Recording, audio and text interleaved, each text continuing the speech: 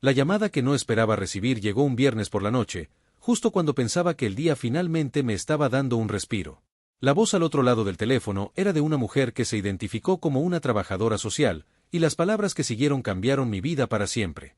Hemos encontrado a su madre, dijo, con un tono tan profesional que no dejaba espacio para emociones. Mi madre. Esa palabra resonaba en mi cabeza como un eco lejano y desconcertante.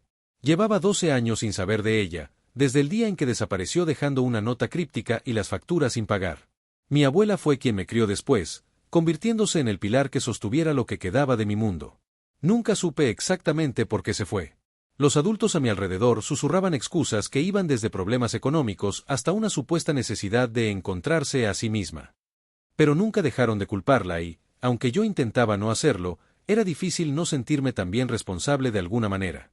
Cuando la trabajadora social mencionó que mi madre estaba en un hospital psiquiátrico en una ciudad cercana, sentí un torbellino de emociones. Me explicó que había sido diagnosticada con un trastorno severo, algo que la había mantenido fuera de la realidad durante todos esos años. Ahora, en un momento de claridad, había preguntado por mí. Pasé la noche en vela, debatiendo si debería ir a verla. Parte de mí quería respuestas, pero otra parte temía lo que pudiera encontrar. Finalmente, decidió la curiosidad más que el perdón. Necesitaba saber. El hospital era gris y desolador, un lugar donde el tiempo parecía haberse detenido. Cuando entré en su habitación, encontré a una mujer que apenas reconocía. Estaba demacrada, con el cabello desordenado y los ojos hundidos, pero cuando me vio, una chispa de algo parecido a la alegría iluminó su rostro. Sabía que vendrías, dijo, su voz temblorosa pero llena de determinación. Yo no supe qué responder. Nos miramos en silencio por lo que parecieron horas hasta que finalmente comenzó a hablar. Lo que me contó fue como abrir un libro de cuentos oscuros. Mi madre había luchado con una enfermedad mental desde mucho antes de que yo naciera. Las crisis habían ido empeorando con los años, pero siempre intentó mantener una fachada para protegerme. Cuando finalmente colapsó, decidió alejarse, convencida de que yo estaría mejor sin ella. Fue su forma retorcida de salvarme, aunque el precio que pagamos ambos fue enorme. Las semanas siguientes estuvieron llenas de visitas al hospital y conversaciones intensas. Poco a poco, comencé a entender que la mujer que me abandonó no era un monstruo, sino alguien rota por un dolor que no sabía manejar.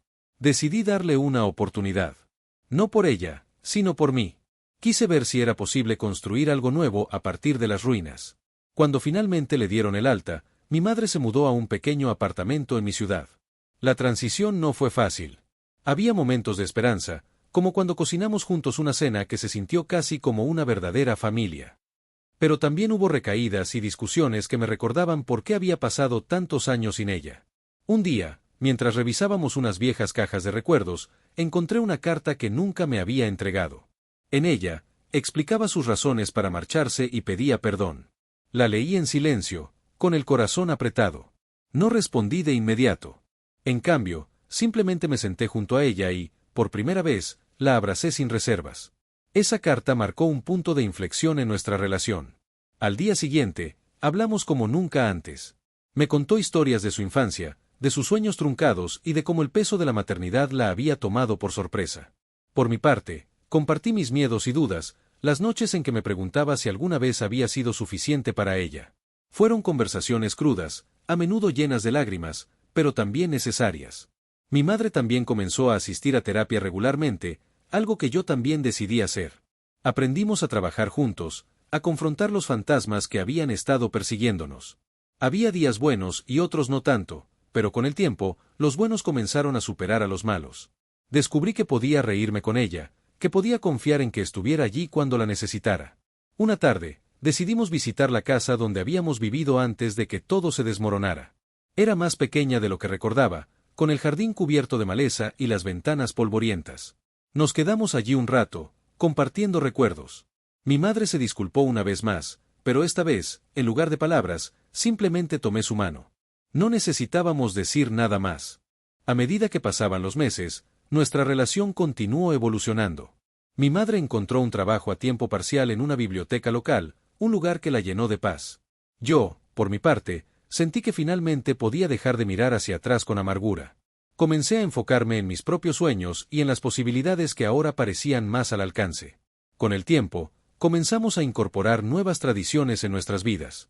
Los domingos se convirtieron en días de jardinería, transformando poco a poco el terreno descuidado del apartamento de mi madre en un pequeño oasis de flores y hierbas aromáticas.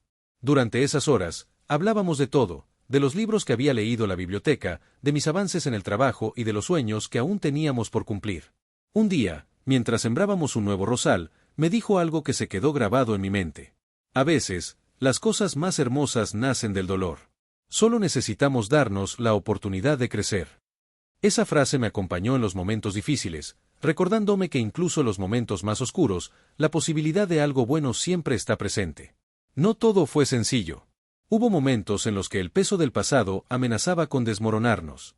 Algunas noches, mi madre despertaba gritando por pesadillas que la devolvían a los días más oscuros de su enfermedad. En esas ocasiones, me sentaba a su lado, sosteniendo su mano hasta que se calmaba. No está sola, le decía una y otra vez, como un mantra. Y con el tiempo, esas palabras parecieron arraigar en ella, dándole la fuerza para seguir adelante. También descubrimos el poder del perdón. No fue algo que ocurriera de la noche a la mañana, pero poco a poco, aprendimos a soltar el rencor y a enfocarnos en el presente. Participamos juntos en un grupo de apoyo, donde compartimos nuestras historias y escuchamos las de otros. Esos encuentros nos ayudaron a entender que, aunque nuestro camino había sido complicado, no estábamos solos. Algunos meses después, mi madre decidió escribir un diario. En él anotaba sus pensamientos y reflexiones diarias. Una tarde, mientras lo hojeaba, me encontré con una entrada que hablaba sobre mí. Decía, mi hijo es mi ancla. En él encuentro fuerzas que creía perdidas. Estoy aprendiendo a ser su madre, día a día, con paciencia y amor. Leer esas palabras fue como un abrazo al corazón. Era una prueba tangible de lo lejos que habíamos llegado. Un día, mientras caminábamos juntos por el parque, mi madre me detuvo y dijo, gracias por no rendirte conmigo. Me quedé en silencio por un momento antes de responder, gracias por darme una razón para intentarlo. Fue un momento simple, pero lleno de significado. Ese fue el comienzo de algo nuevo. No un final feliz, sino un primer paso hacia algo mejor. Mi madre y yo seguimos trabajando en nuestra relación. Ella sigue siendo un mosaico de cicatrices y esperanzas, y yo también. Pero, juntos, hemos aprendido que incluso los fragmentos rotos pueden formar algo hermoso si se ensamblan con cuidado y paciencia. Si te ha atrapado esta historia y quieres seguir descubriendo más relatos impactantes, no olvides darle like, compartirlo con tus amigos y suscribirte al canal. Activa la campanita para no perderte ninguna de nuestras historias.